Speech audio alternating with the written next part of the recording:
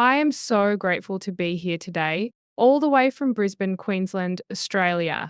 Despite my family and friends thinking I was absolutely crazy for wanting to fly more than 18 hours to Montreal in my condition. But here I am anyway. I'm no stranger to facing the adversity of living with ALS, but it's moments like this that make the challenges so worth it. And who wouldn't want to be here, surrounded by such an amazing group, even if it took doubling down on my breathwork training to pass the altitude test to fly, as well as some very creative in flight stretching techniques. When I was diagnosed with ALS in 2017, no one told me I'd be sitting on an international stage in front of an audience 7 years later, still fighting, still speaking thanks to a little help from AI, and still determined to live an awesome life. Sure, I've had to say goodbye to so much, but that hasn't stopped me from embracing every moment and pushing forward. Today, I'm excited to share my journey with you. Not just the struggles, but also the possibilities that still exist. Living with ALS is a roller coaster, and believe me, I've ridden every twist and turn. Through mindfulness, resilience, and a whole lot of love and support, I've discovered ways to navigate the cognitive, emotional, and physical challenges that come with this condition. If there's one thing I want you to take away from this session, it's that life with ALS isn't over. In fact, far from it. There are always new paths to explore, and I'm living proof of that. I was never one for being at a loss for words. But today, thanks to what us Aussies call motor neurone disease, it's a very different story. Using the power of eye gaze technology and text to speech AI voice generation software, I am able to share some of what I've experienced through my journey of living an awesome life with ALS. My symptoms started a year and a half before my diagnosis after a stumble up a few steps in a restaurant where I landed hard on my knee. Little did I know this innocuous event was just the beginning of my body and life unraveling. I might be sitting down most of the time now, but my life looked very different 7 years ago. I was a fit and active personal trainer, group exercise instructor, coach, and professional speaker who loved traveling the world, running, burpees, cycling, basically anything that kept me on the move. My family and friends always described me as the type of person who has ants in my pants. For me, the issue started in my legs. I had a weird feeling of weakness and instability, the type that left me flat on my back after falling off my bike for no reason. It felt like my legs were refusing to do what I told them, and I just knew something wasn't right. Like so many who have traveled this road before me, my diagnosis was a long and drawn out process. It was such a distressing and uncertain time as I searched for answers, trying to make sense of my worrying symptoms and deteriorating health.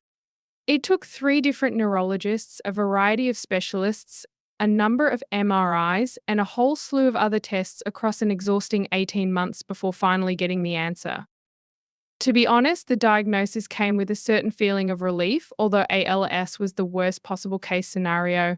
Being on the receiving end of bad news with such a poor prognosis was absolutely traumatic. On top of that, I was interstate for the neurologist appointment. I needed to board a flight to return home to Queensland to tell my husband and daughter the news, knowing full well there was no cure and that there was a limit to what could be done to help me. At the time my daughter was 19 years old, I had been married to my husband Steve for 5 years and I was only 53 years old. Disease progression for ALS is so unpredictable. There really wasn't a lot of information I could give my family about what our future might look like, but I've always been a glass half full kind of girl, so when I was given a prognosis of 2 to 5 years, I took that as a challenge. Seriously, why not aim for double digits? At that moment, I refused to let ALS dictate my future, and I had no plans to just give up. This journey has taken me through some of the greatest highs and lowest of lows I've ever experienced, with lots of laughs and tears in between. I'm definitely not one to take life too seriously, and I still do my very best to continue living my life as though I don't have ALS at all. That's not to say I'm living in denial, although maybe there was a bit of that in the beginning. Of course, I wanted things to go on as normal. But what I've really tried to do is make sure I don't allow ALS impede me from living a life I am excited to get out of bed for every day. And I'd say I've managed to do exactly that. It makes all the difference in the world to have moments of magic and fun sprinkled into the mix of all the challenges and frustration that ALS brings, and I'm so lucky to have had many over the years. After moving through the initial shock of the diagnosis, I knew there was work to be done. My first goal was to regain control over my life and figure out how I was going to continue living my awesome life to the fullest. I knew this was where I held my power. My power was in the freedom to choose how I was going to respond to this adversity. The way I saw it, I had been given the opportunity to survive ALS, and boy, was I going to come out swinging. There's no way I was going down without throwing a few good punches of my own. Life has offered me a choice, and I am determined to not let my diagnosis take away from living it. I'm choosing to be optimistic and positive no matter what is thrown at me. I knew I needed to be as mentally fit as I had always been physically, and that having a resilient mindset throughout this journey would be key. From that moment, I made a pact with myself to do whatever I could to keep showing up no matter what. As far as I was concerned, while my neuroreceptors were still functioning, it was full systems go. Unfortunately, things moved pretty swiftly. Initially, I used one crutch to stabilize myself, but there was just no stopping its progress. After years of taking anywhere from 7 to 15 group fitness classes a week, I led my final bike class in March 2018. By the middle of that same year, about 9 months after my diagnosis, I became fully reliant on my wheelchair and Steve was my full-time carer. Moving into 2019, I faced my next big challenge as the muscle weakness continued relentlessly.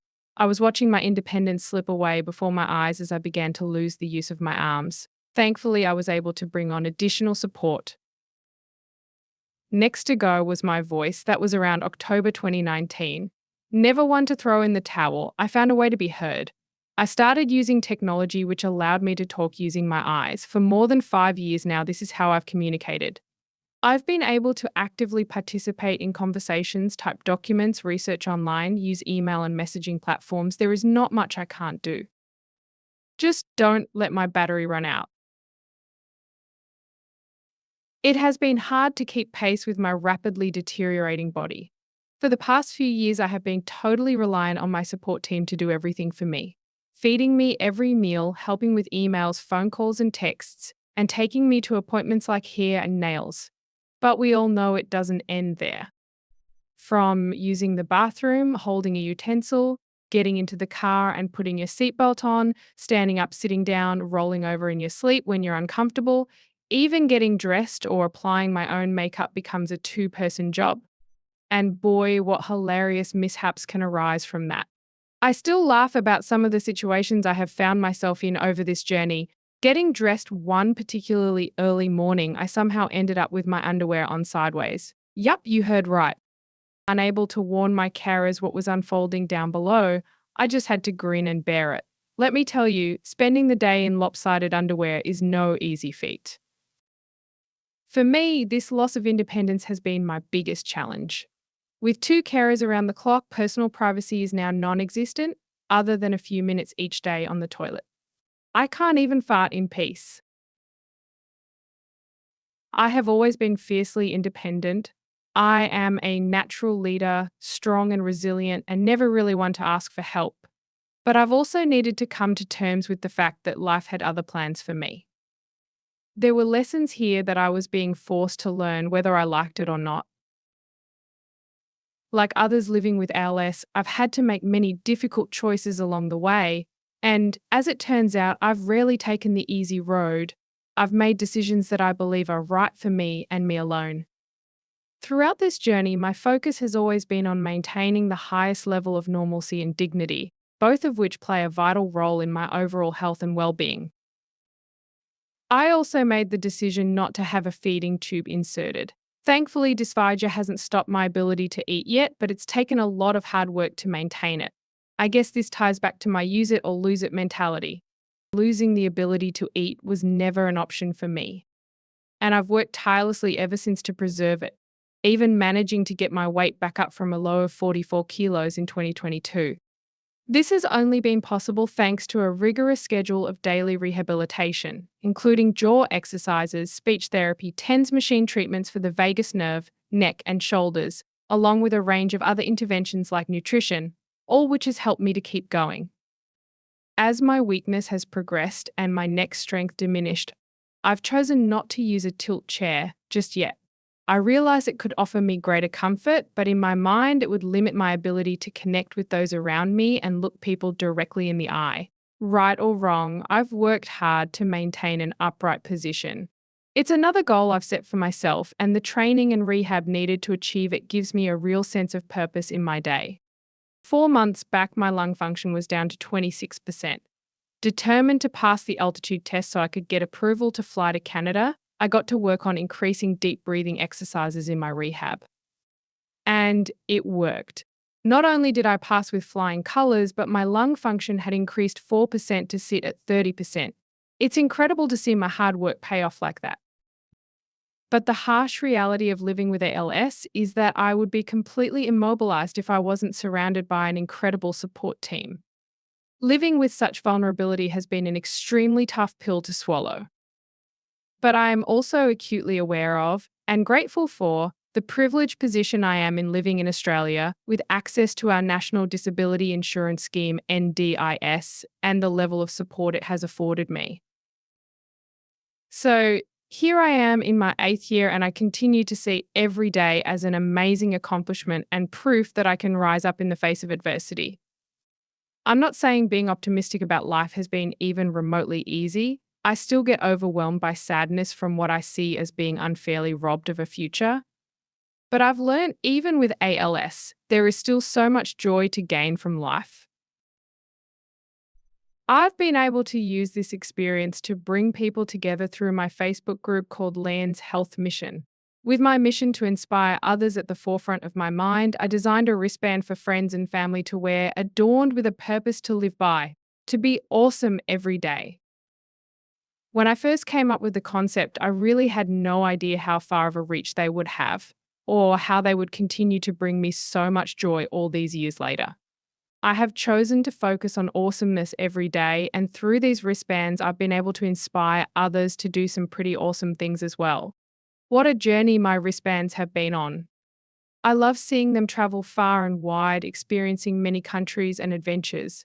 It's a real testament to how people choose life every day, living with awesomeness. So, today I'd like to share with you some strategies I use which could help empower your clients through their own ALS journey. First and foremost, don't underestimate the power of the mind. Every day, life knocks at our door, presenting choices and offering possibilities. The secret lies in how we respond, because making choices with a positive and optimistic mindset has been proven to nearly always increase our chances of better outcomes. I face life-defining challenges on a daily basis, many of which I have no control over, but I don't feel powerless. I still have the freedom to choose how I respond to the adversities I face. I refuse to be defeated. Instead, I am choosing not just to survive, but thrive. My years of training taught me the importance of the mind-body connection well before I was confronted by my own terminal diagnosis. To fuel myself for optimal health and mindset, and to help me face my challenges head-on, I know good nutrition and exercise are essential. I prioritize eating well with a diet rich in whole foods, fruits, vegetables, proteins, and healthy fats to give me the energy to get through each day. I also continue to exercise every day, no matter what, just not quite the same way as I used to. Now, as a former personal trainer, my motto has always been move it or lose it. ALS didn't change that, it just added a twist. Sure, I've swapped burpees for breathing exercises and cycling for stretching, although I still spend plenty of time on my recumbent bike. Believe me when I tell you, I'm still able to get that endorphin high when I train. There's just a lot less jumping these days. Next, I refuse to let my diagnosis define or limit me. No matter how broken my body might be, my purpose and reason for living remains the same. I want my story in life to be a source of optimism, a reminder of how extraordinary we all are. And no matter what the circumstances, we all have the capacity to manifest awesomeness in our life. Just think, I can't even move my arms, yet I was offered the opportunity to toss the coin in front of a packed stadium at an AFL match last year. Nor can I speak, yet here I am before you today. I am adamant not to see ALS as a death sentence. I always focus on what can be achieved, not what can't. As a valuable part of someone's healthcare team, it's important for you to shift the focus away from the palliative nature of ALS. We should never forget that there is so much people living with ALS can still do, and your encouragement and optimism plays a vital role in our health outcomes. For me, even the smallest of wins is what keeps me going. It's crucial to continue setting goals and appreciating progress, no matter how minute. Recognizing that we can still achieve empowers us to live despite the challenges. Please celebrate our small victories with us. They provide us with a huge sense of accomplishment and optimism for what our future may hold. A positive and proactive team who is able to treat the person, not the disease, is paramount. Over the years, my team has been incredible in understanding my individual needs and thinking outside the box for solutions. When I was losing strength in my neck, we tested so many ideas and contraptions in an effort to maintain my head position. After a lot of trial and error, my husband came up with the idea to secure pantyhose around my headrest to maintain my position comfortably. That's innovation for you. Even my neurologist is now recommending this intervention for others living with ALS. The truth is, each of us living with ALS is as unique as a fingerprint. Sure, we're dealt the same diagnosis, but how we respond, well, that's where the magic happens. I want to be treated like Leanne, the determined, energetic, slightly rebellious, won't take no for an answer optimist, not just the patient with ALS. For me, that makes all the difference in the world. Fostering independence is crucial for people living with ALS, so I always value activities that promote it. Even after I've lost the capacity to do certain things myself, I don't give up. For example, my carers still place a fork and cup in my hand to eat and drink, promoting my brain to think that I can still do it myself. I continue to work to activate and train my muscles every day, even the smallest of muscles in my neck. As part of my therapy, my speech pathologist has employed a neckline slimmer device. No, she's not suggesting I have a double chin. Instead, she knows the importance of working to maintain neck muscle strength to help me to continue eating and speaking. I also decided to remove my ankle brace some of the time when practicing my walking. This helps focus on building strength and improving form with the goal of eventually not needing it at all.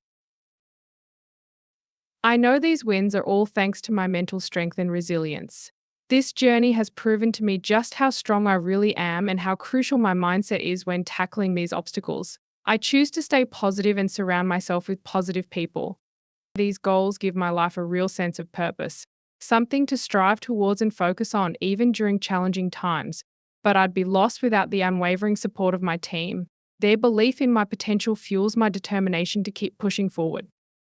But at the end of the day, we each have to get on with it in our own way. I guess what I'm saying is there's no right or wrong way. It all comes down to what's right for you. It really is a personal journey of self-discovery. Finding my purpose has been one of the most fulfilling parts of my journey. Despite all the challenges I've faced living with ALS, I never lost sight of my mission to make a difference in people's lives.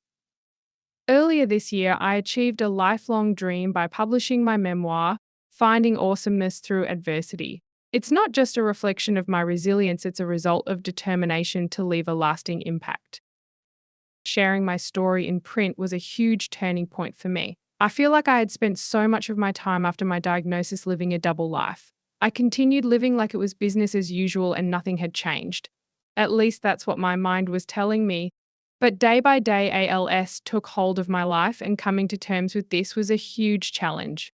Writing my memoir was so therapeutic. Here I was exposed to the world. It really has allowed me to connect with myself on a deeper level.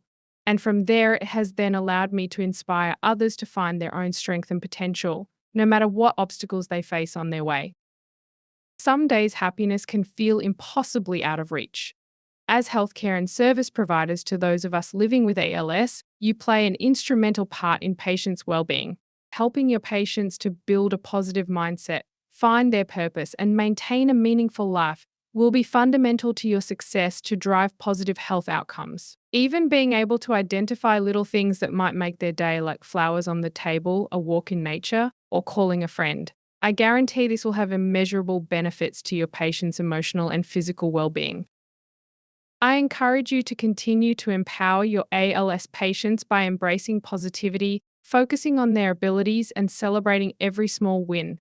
Treat each as a unique individual and encourage them to find purpose in life. You are a critical part of their team, and your belief in their potential makes a world of difference. That brings me to the end of my presentation today. I am honoured to have been invited here, and being able to give back to the ELSE community brings me a deep sense of purpose and fulfilment. My hope is that through my advocacy with Fight MND Australia, and more recently for the International Alliance of ALS, as well as my work on various committees, I can provide a voice of lived experience to advocate for all of us around the world living with ALS. I have one final reminder: regardless of anyone's situation, whether you are living with ALS or not, I want to encourage everyone to strive to be awesome every day. Thank you for your unwavering dedication and support of those of us living with ALS.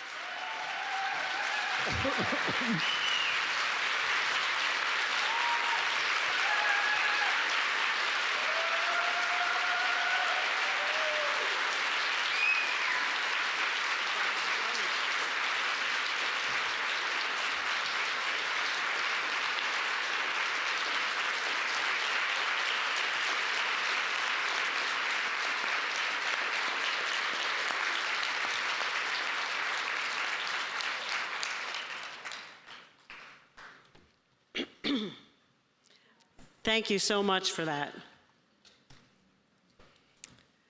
You really, truly do manifest awesomeness. Yeah. And I'm sure the healthcare professionals in the room were pleased and inspired to hear that they really can make a difference in someone's life. And, you know, we're, of course, so impacted by what we were able to see there. I am guessing there's going to be some questions. I'm going to answer them. Everyone's, oh, all the way over there is one. Right here is one. Maybe online is. Hi, Leanne. Jen DiMartino from ALS One in Massachusetts. I just want to say you're amazing, and yeah, just incredibly awesome, as are your caregivers and your entire team. My question is simple. Is your video anywhere that can be shared to inspire others? Well, that wasn't one of the prepared questions. I will tell you I am from a middle-class family, but I think it will be available. Yes, she will make it available.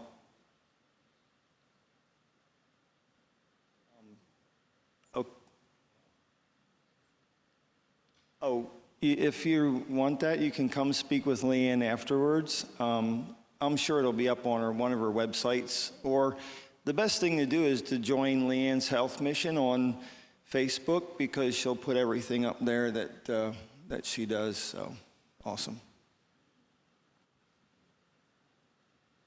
Down here, Kathy? I have kind of a strange question. There's a lot of your pictures that you were using equipment, like somebody was biking and your wheelchair was sitting on the bike, that kind of stuff.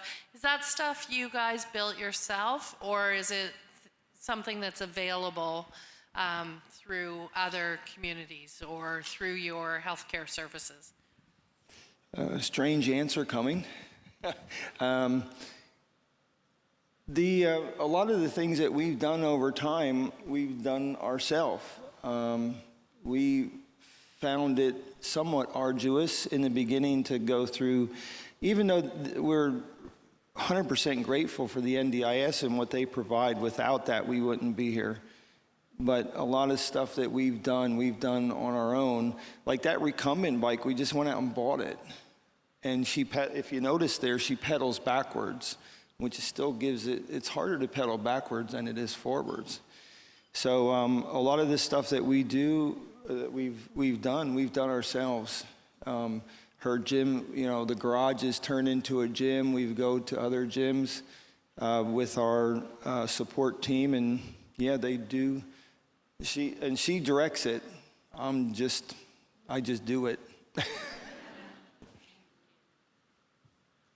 Anything online?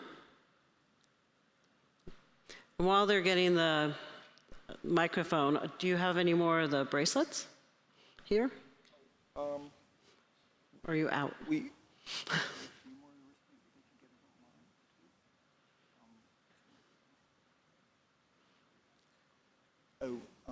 okay, I'll answer this question. Anyway, we do have a few available here. She bought some. However, if you want some wristbands, like I said, the best thing to do is go to Leanne's Health Mission, just like that page, follow it, and somewhere on leannesclavenidis.com, I remember we were selling the wristbands, so look out for that. And if not, go to leannesclavenidis.com, and I never know why she didn't want Spangenberg. Geez. And then you can contact her, and we can get you some wristbands. We have plenty of them to travel around the world. Okay, so we don't really have any questions online, but we definitely have a lot of love, Leanne. So first, you're being called a rock star. So I think you should adopt that as your tagline.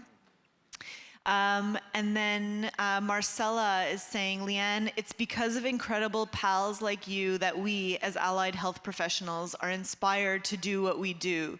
You teach us more than we could ever imagine. Philip in Kenya is saying that you're an inspirator to the last. And Orlando in Colombia says, awesome, Leanne, you inspire everyone. So there's a lot of comments about how fantastic and inspiring you are. And Amber is saying that thanking you, and it renews her commitment, which is really awesome to read. And Philip is making sure that we gave you a standing ovation, and I assured him that we did. Thank you so much. Oh, sorry, one more, sorry. And Patricia is saying, or Patricia, sorry. Okay, hold on. She's saying it's a pleasure to know you. And yes, there's a question from Helen here who says, do you think exercise is a reason you have done so well? Okay, to Helen, I'm getting a positive yes there, and I'll expound on it as I always do, a man of few words. Leanne,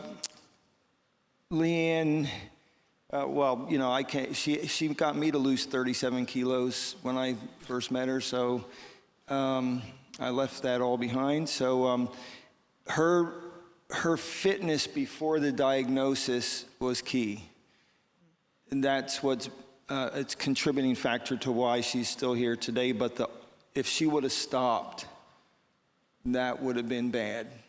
So she exercises every single day.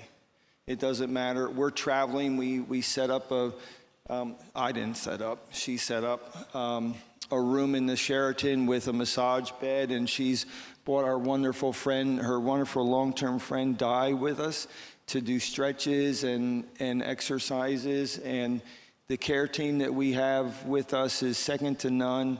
They all participate. They all know how to do stretches. They all know how to do our exercises. So, like she said, move it or lose it. And that can help anybody. And it's never too late to start. Would that be a good thing to say? It's never too late to start. Wonderful, thank you. And we have one last comment and question here. So it's from Orlaith. Sorry, it's written very small.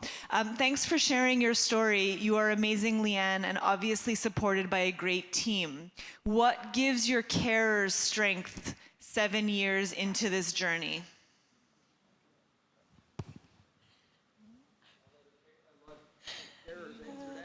I'm not very good at this, but I think it's an honor for myself and Leanne's care team to provide care for her. She is an inspiration to all of us, and she helps us as much as we help her.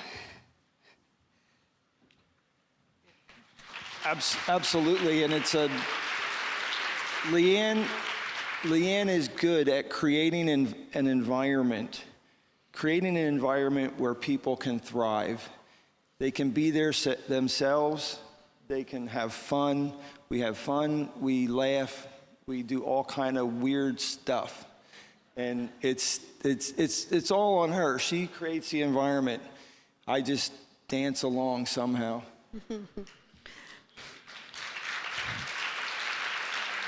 Dave? Hi, David Busek, a patient fellow. One of the things that worries me that scares me the most is the thought of losing my voice. And people like you who are able to thrive in the world without a voice and find ways to do that are, for me, inspirational. But I also wanted to see if you can give any thoughts on people who are following in your footsteps, so to speak, and the people who are supporting them about how to prepare your mind and your technology for living without a voice. Okay, yeah. My quick answer to that is don't attach it to your identity so strong that it really crushes you. I think Leanne has her identity is amazing, and we talked about banking her voice and such, but she was doing too much other stuff. We were tripping around Europe. We were doing all kind of stuff. I was trying to keep up with her in the wheelchair. And for the people that are following in her footsteps, don't be afraid of the future, because the future will come no matter what you do. It's just your reaction to it. Her reaction to the future is, I'm going to embrace this. We don't fight him. We don't use the word fight MND necessarily in our life. We embrace health. The positive, it's the other side of the coin. We're not fighting anything. We're embracing our lives. We're doing what we need to do.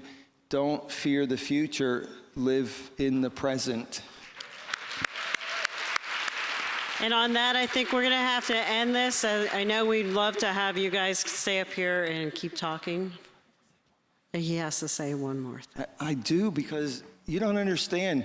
You're late to a meeting, you're late to a group meeting, it's 10 push-ups. I forget to say something up here, it's 10 push-ups. So it's on. If you would like to have a chat with Leanne, we are over at the table where TJ and Di are awesome people. That's where we are, and Leanne would love a chat. She loves to chat. And I'm just a shy husband. So that's it. Thank you.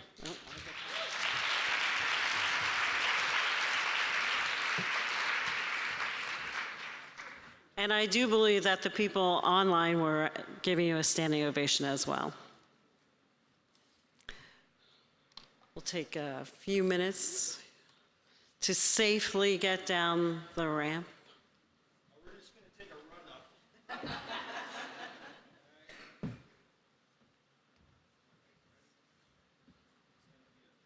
Don't watch this. Don't try this at home.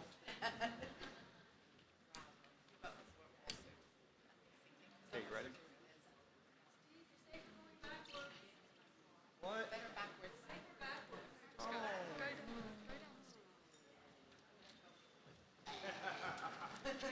I said don't watch.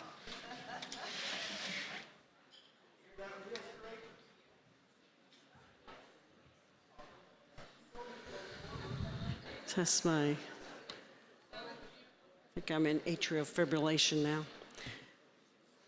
All right, so once again, we have somebody who's probably very happy to follow. Next up, we have eye tracking in ALS. What is the recipe for success with Annie Roche?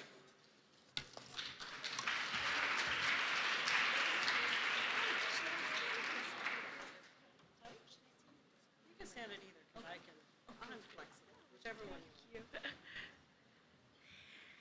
Hi, everybody. What an act to follow. That was so awesome and ties in so well to what I'm about to talk about. My name is Annie. I am a speech pathologist with Bridging Voice. Thank you for joining me today as I discuss eye tracking and ALS. What is the recipe for success? We want to talk about today how we as clinicians can help people with ALS optimize eye tracking technology. First, a bit about Bridging Voice. We are a nonprofit dedicated to helping those with ALS maintain communication and technology access. We were founded in 2019, so we're fairly new, but we've had the good fortune to work with over 3,000 people with ALS across the world.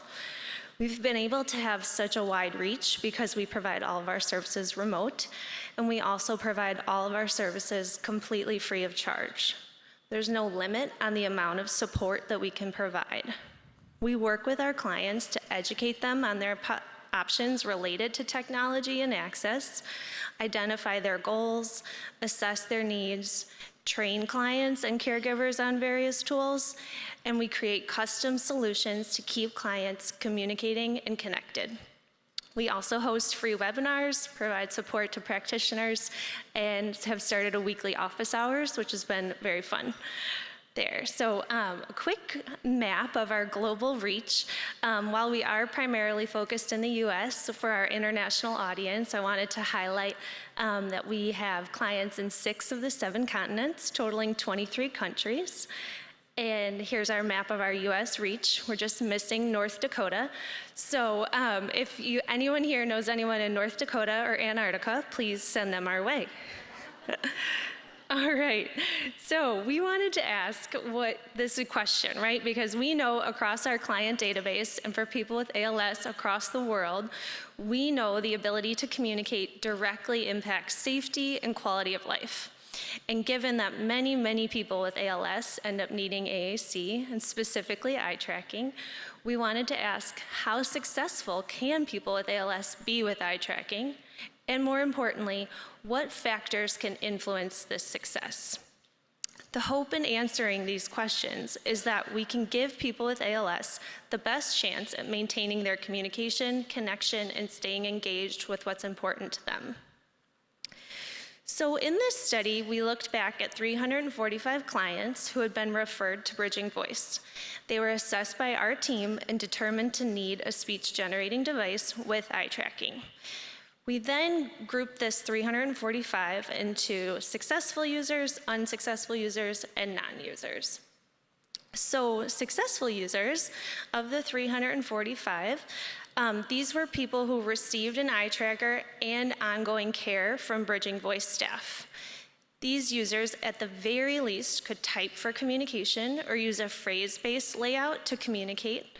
And we determined that they were successful if they had 2 to 3 observed sessions of intentional use of their eye tracker by a Bridging Voice staff member, along with self and caregiver report. We want to be very clear that the majority of these users go way beyond this basic communication, but this was our baseline, and this totaled 216 people. Our next group were the unsuccessful users. And these are people who had been given eye trackers, had been provided remote training and support and customizations, but still could not reliably communicate with their eye tracker. And this group, fortunately, only totaled 16 people. And then finally, we have our group that we called our non-users. So these were clients who were recommended eye trackers, but we were never able to have sessions with these people to document their success or use. This happened for a few reasons, but the biggest reason was that people passed away before they received their eye tracker. And this group amounted to 123 people. So this left us with a total of 232 eye gaze users. 216 successful users, only 16 unsuccessful users, giving us a 93% success rate, which we find pretty incredible, especially when we consider that reports of abandonment of communication technology can be at 60% or more. In general, the common belief is that eye tracking is challenging and not successful.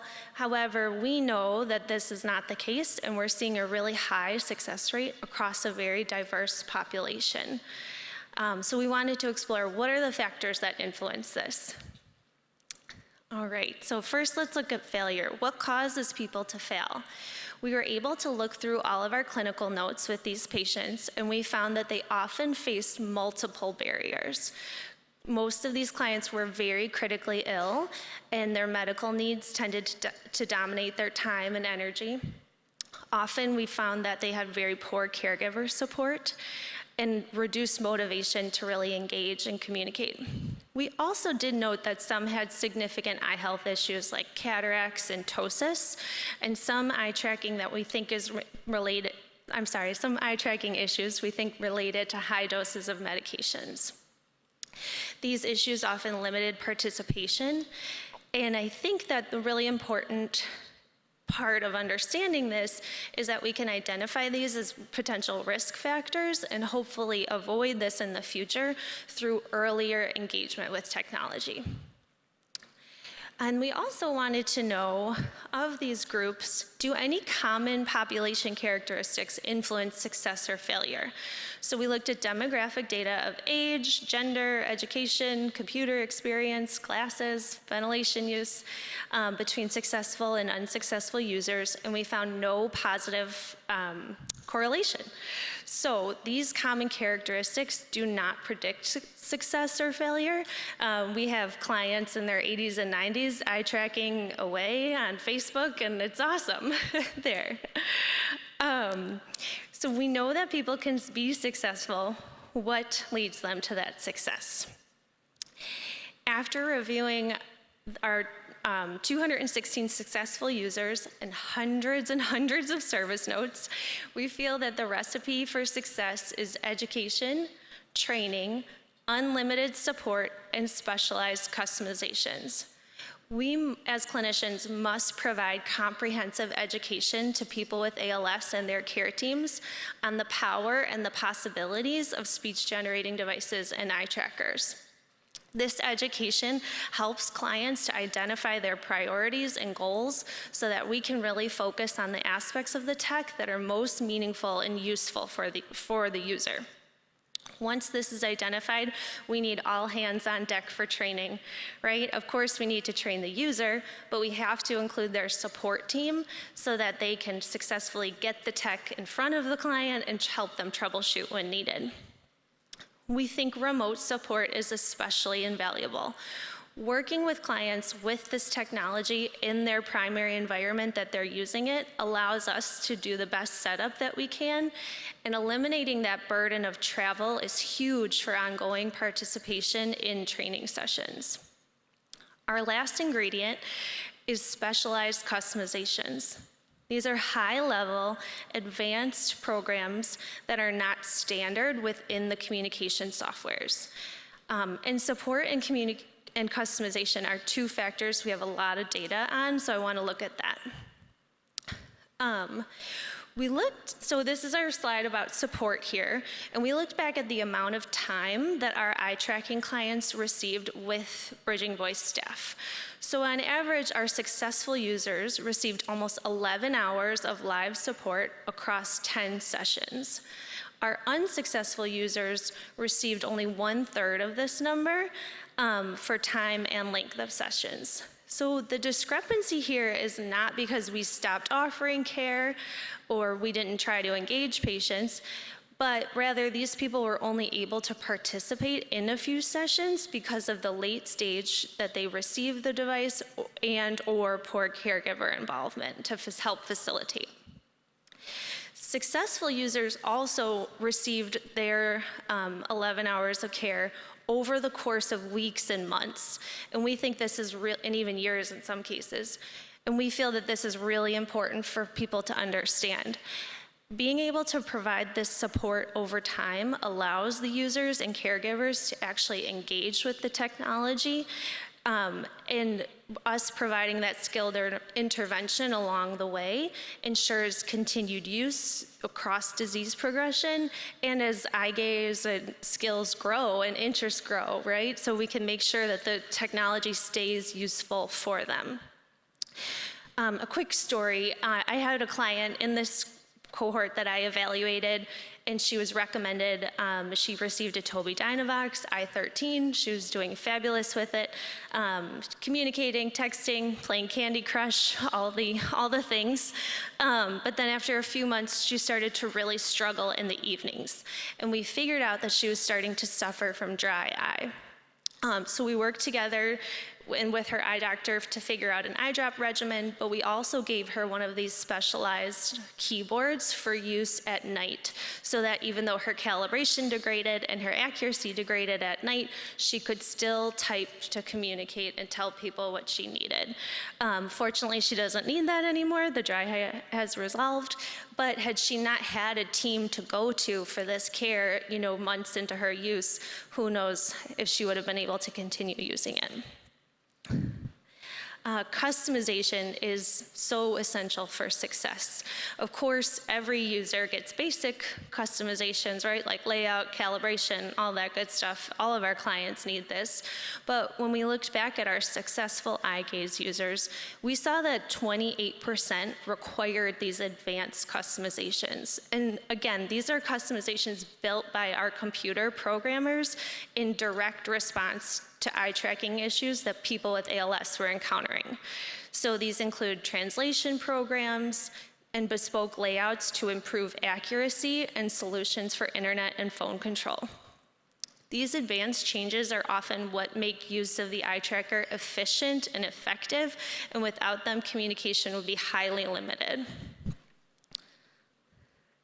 So why might we need all of these customizations, right?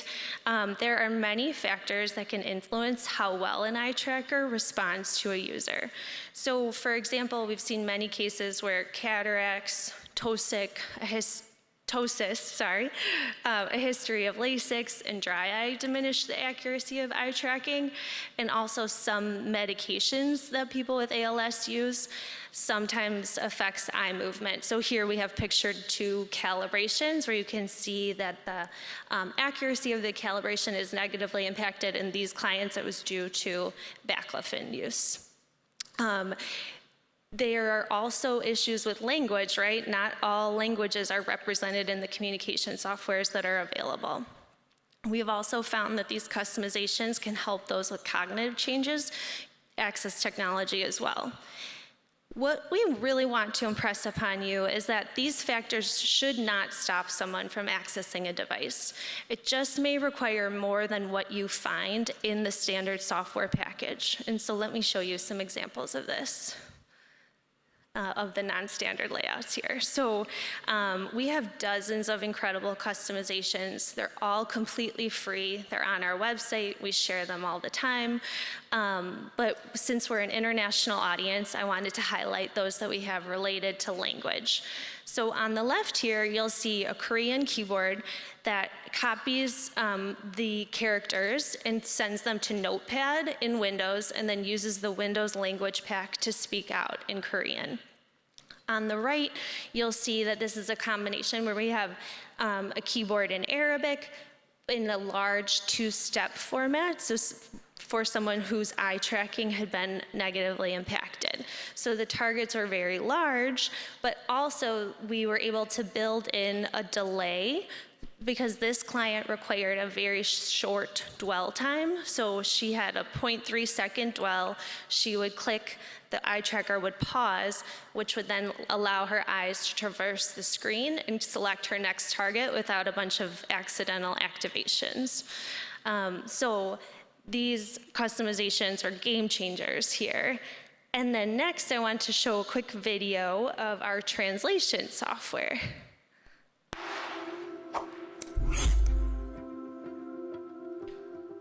This was designed originally for a patient who had a caregiver who only spoke Russian, and the patient only spoke English. And there was this breakdown in communication.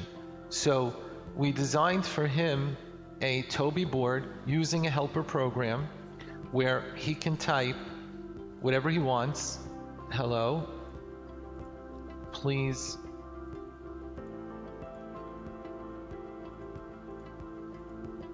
help. And when he hits translate, Здравствуйте, помогите, пожалуйста. The computer automatically translates it and speaks it out in Russian. This is based on using a Google API, which the helper programs copy the text from the message window send this text to Google Translate and get back an audio or text of the desired language. It's available in almost any language, male or female voice, and at any rate of speech. So that's a favorite program. We use it all the time there. So in conclusion, our analysis really speaks volumes. 93% of our clients were successful with their eye trackers. It's an exceptional outcome, if we do say so ourselves. The review of our clients revealed that we really should never let common bias predict success. And really, this recipe for success, it's not a secret recipe, right? With education, good support, lots of training, and specialized customizations, speech-generating devices with eye tracking can empower the vast majority of individuals with ALS, reaffirming our commitment to ensuring communication as a fundamental right. And so here is our contact information. Oops, I turned it off. I don't know. We're at bridgingvoice.org. Please reach out to us. We're happy to help anytime. There we go.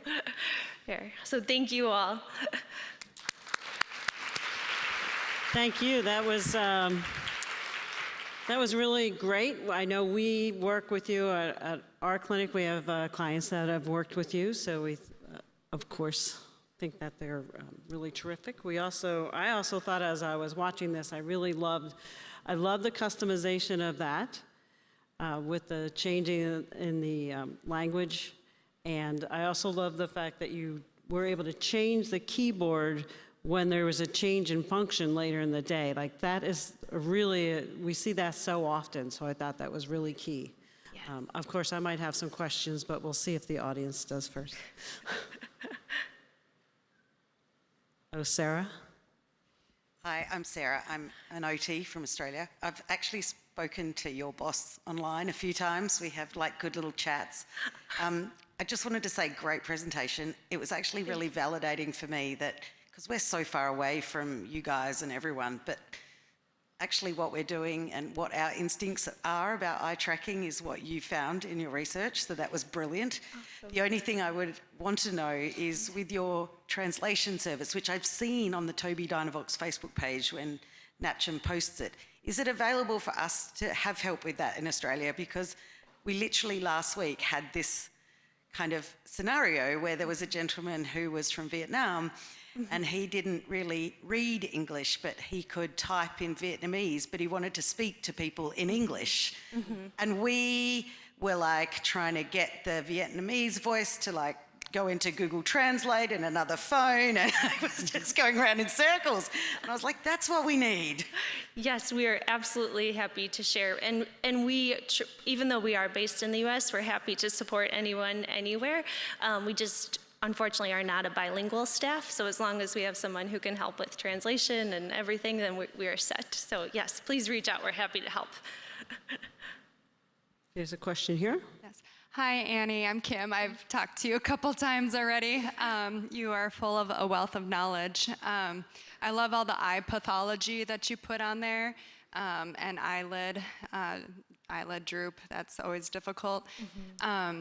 This is a new one for me, but some of my African American patients have really dark irises where their pupils kind of meld in, and that infrared tracker can't pick up their pupil. And I have a woman coming in 2 weeks, and she is lovely. And I've already struggled with her with 2 Tobii devices. Do you find another company to be more helpful? I think that's a great question. I always think that people should try multiple eye trackers and multiple softwares, regardless of how their eyes function. Every software looks a little different. interacts with people a little different, so definitely try multiple eye trackers. Also, you can try modifying some of the layout in terms of, for example, making the screen dark to see if we could make the pupil larger and make it easier for the reflection to pick up.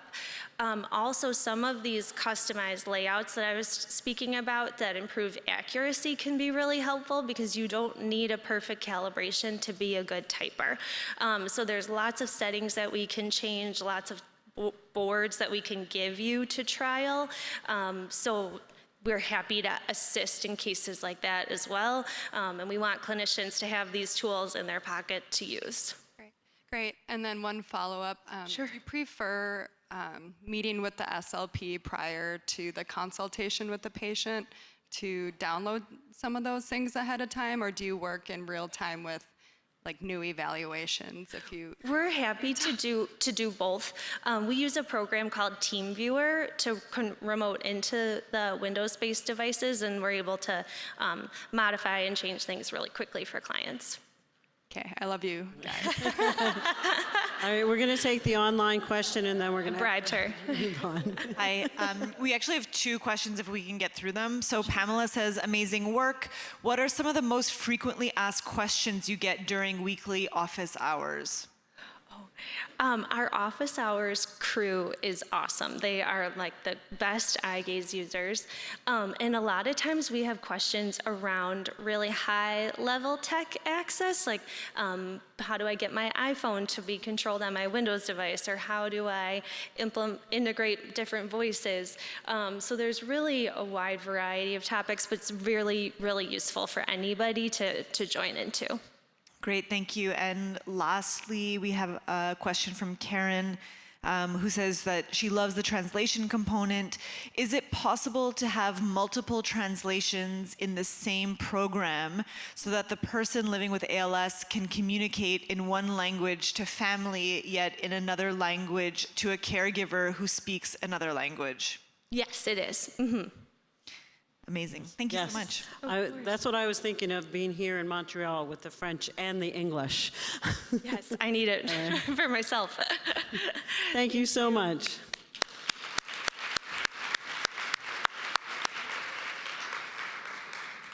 And now we have Ricardo Zaccarino with his presentation, Tofersen, A Hope for the Patient Community, the Importance of Genetic Testing in ALS.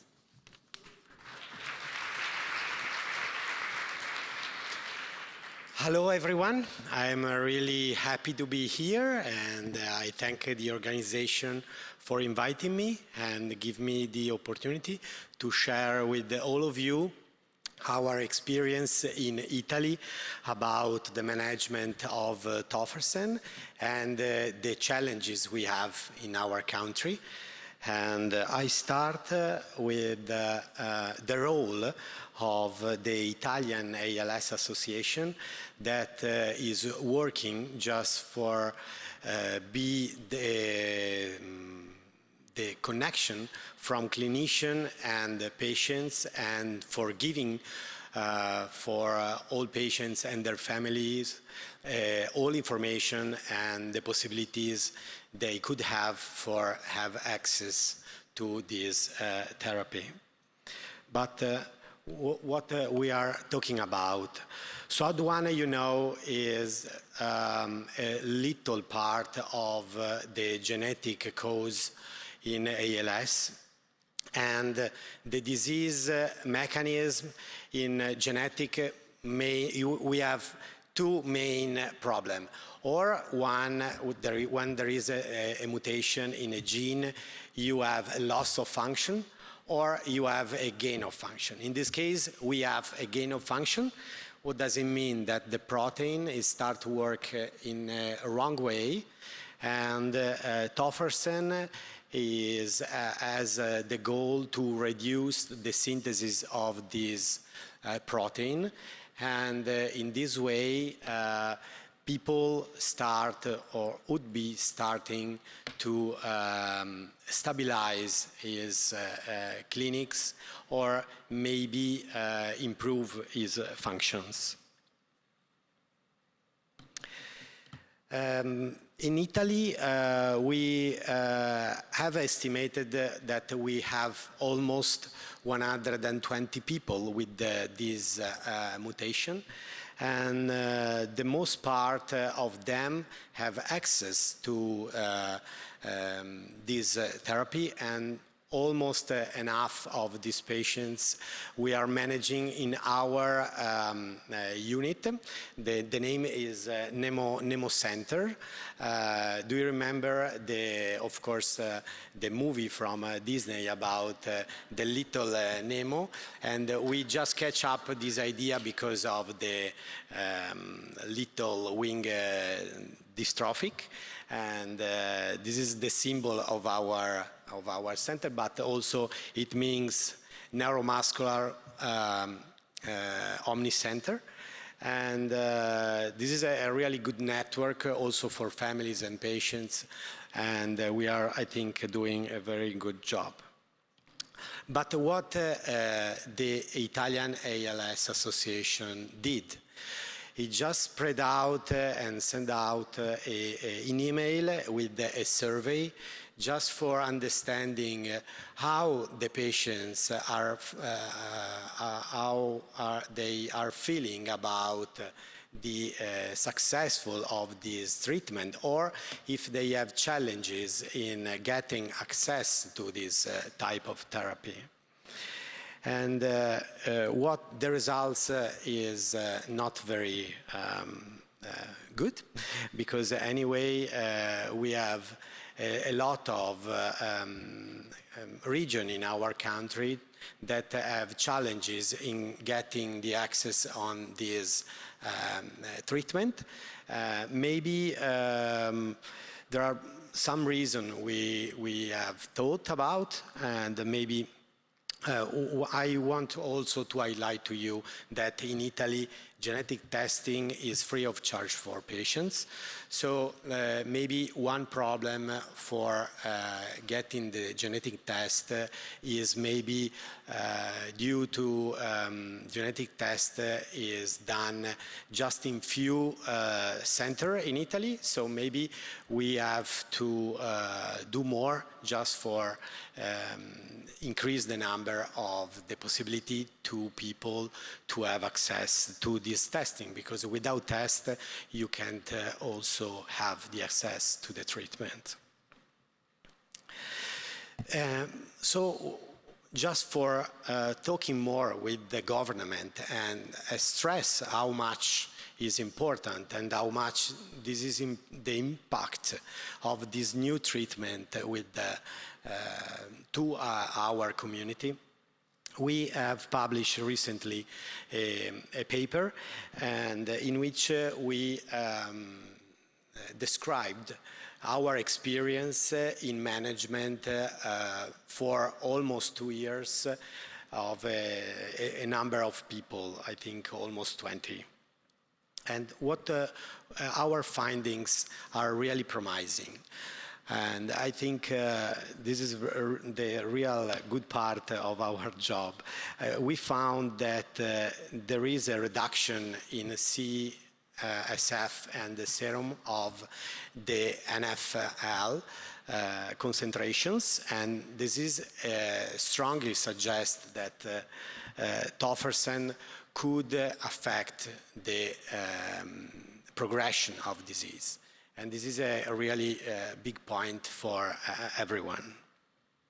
Maybe not in all of our group of patients, but, and this is, we really don't know it right now, but maybe we have also to improve our learning about this type of disease. Now I think it's why we are here all together. I mean, I understood a lot in these days when I came just Saturday. And I think the Alliance has been created just to keep all of us together.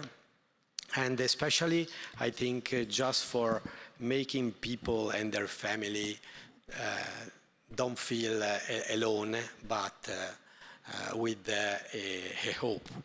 And I think Isla is, with this feeling, is working very well just for reduce the delay and the inequalities in our country to have the access for patients to this treatment. And I think, like clinician, we have not to lose time, because now we have a really promising treatment, and altogether I think we have to push the government, I think, not only in Italy, I think, just for have the opportunity for everyone to have access to this treatment, and above all to don't lose the most powerful, I think, therapy that we have already have, that is hope for our patients and their family. I'm going to conclude my presentation for giving a lot of thanks, especially with the first goes to my group that allowed me to be here with all of you, and also to the Italian ALS Association that is doing really a great job for all patients, and the last but not least, for all my patients and their families that they are all with me today, and I give you a really big hug. And thank you all for listening to me, and I'm pretty open for questions if you have.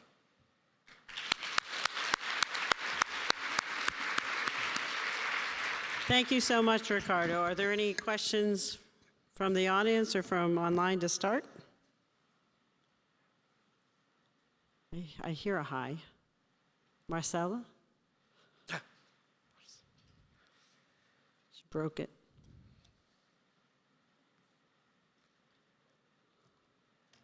I can start with one then while you guys get that working. Do you have the timing of the genetic test and getting the tofersen to match up with all those patients too that you showed? Do you mean when do you have Yes, the access, and when do you have the result? Like when they were diagnosed, and then how soon after that diagnosis? I think we are pretty good in that. I think in almost 6 months you have from the diagnosis to go through the genetic test. Do you have access to the treatment? Okay. Now it's working. Hi. Marcela from Acela, Colombia. Thank you, Ricardo, for your presentation. I get a question a lot from my patients, and I don't know how to answer it. I don't know if you maybe can help me. Why does tofersen work only for SOD1 patients and not for the rest of the ALS patients? I think it's in a way everybody can understand, not just doctors. Yeah.